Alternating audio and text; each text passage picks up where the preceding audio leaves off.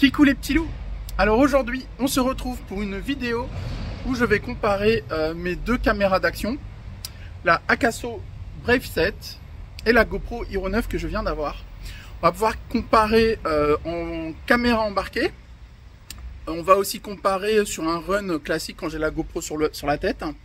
Et en fait on va voir un peu les différences en vidéo, en termes de qualité vidéo, de stabilisation de l'image, de son peut-être. On va voir un peu les différences, pourquoi il y a une différence de budget, pourquoi j'ai changé de caméra. Et tout ça, on va faire ça dans cette vidéo. Pour en revenir à la configuration d'aujourd'hui pour cette vidéo, j'ai choisi de faire la vidéo avec mon short course, mon Arma Senton, qui est en 2S. Comme vous pouvez le voir, alors c'est la carrosserie de Tony RC, hein. J'adore. Donc ici vous avez, je vais essayer de pas, voilà, sans le refléter c'est mieux. Donc ici vous avez la Akaso Brave 7. Ici vous avez la GoPro Hero 9. Bon, j'ai fait. Alors pourquoi j'ai choisi de faire ça sur un short course? Premièrement parce que au niveau suspension, je pense que ça devrait bien travailler pour qu'on voit bien les différences de stabilisation par exemple. Et aussi, question pratique, c'est l'une des seules voitures que j'ai en 1/10 où je peux mettre les deux caméras côte à côte comme ça pour vraiment comparer le même run quoi.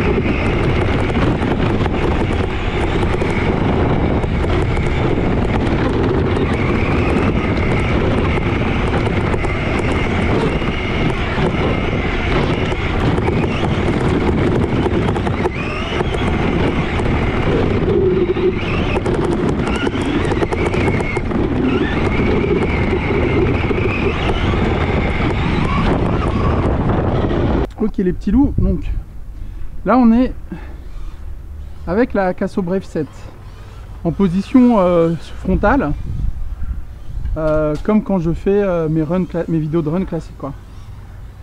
La piste est sèche, on a choisi le PTG2R pour faire ce test parce que faut que j'apprenne à domestiquer la voiture quoi.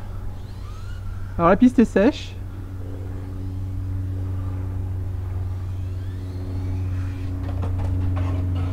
Et voilà, ça va. Ok, très bien. RIP la carrosserie.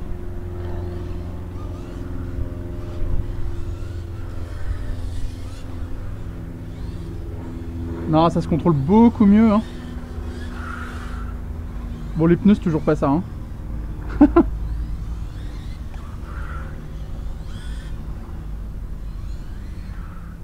Ok. C'est clairement pas les pneus qui sont pas bons. Hein. Il faut les laisser chauffer aussi en vrai. Donc voilà, là je bouge un peu la tête pour faire le contrôle de stabilisation. Je ferai pareil avec la GoPro Hero 9.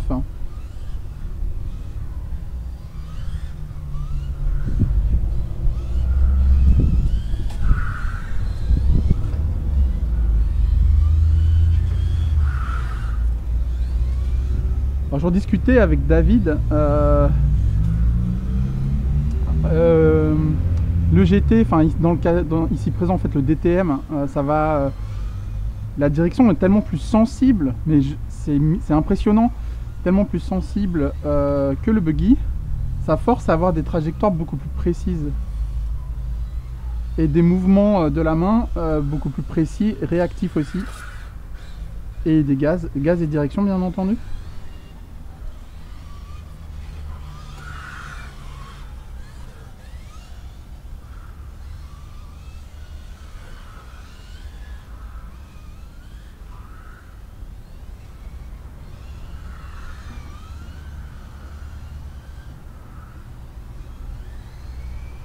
Ah, on arrive à poser la Vmax contrairement à l'autre jour.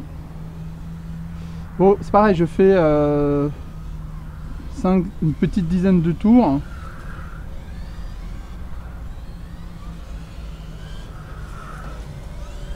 C'est la 3e fois que je la roule. Hein. C'est le 3e accu. Je sais pas si on verra bien la différence. Encore une fois, ici, c'est vraiment pour tester. Le son quand je parle, et c'est aussi pour tester la stabilité, la qualité, le rendu vidéo. Là, alors il n'y a pas que la stabilisation, il y a la qualité d'image, la fluidité, le contraste de l'image, des couleurs.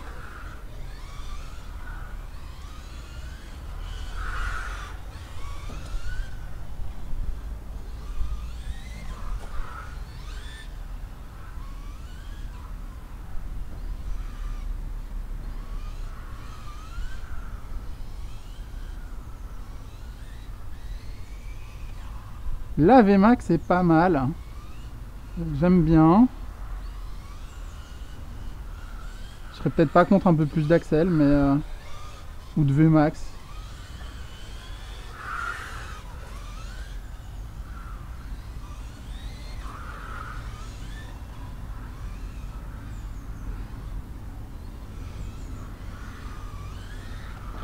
Ok, je vous propose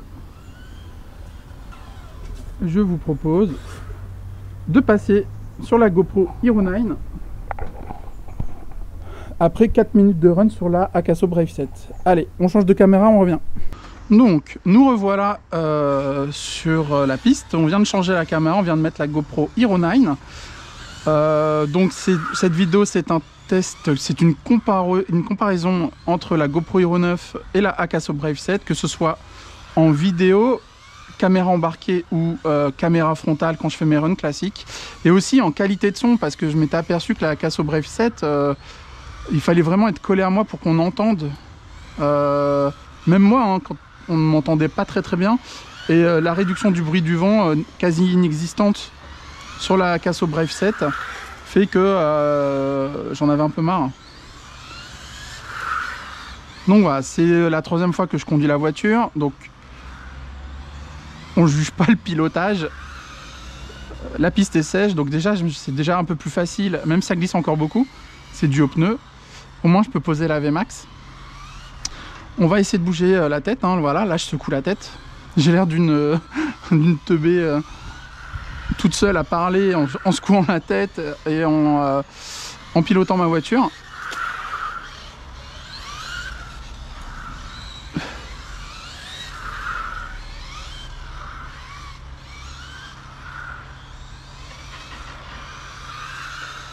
Ouais, elle se comporte bien.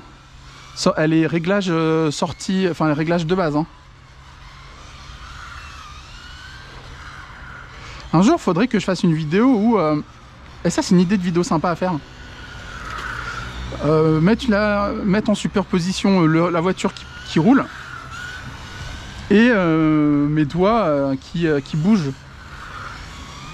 Pour vous montrer la différence entre du DTM, enfin de la GT ou de la piste, appelez ça comme vous voulez, et du tout-terrain avec mon buggy indice, mes buggy indice d'ailleurs. J'ai pas du tout la même directivité.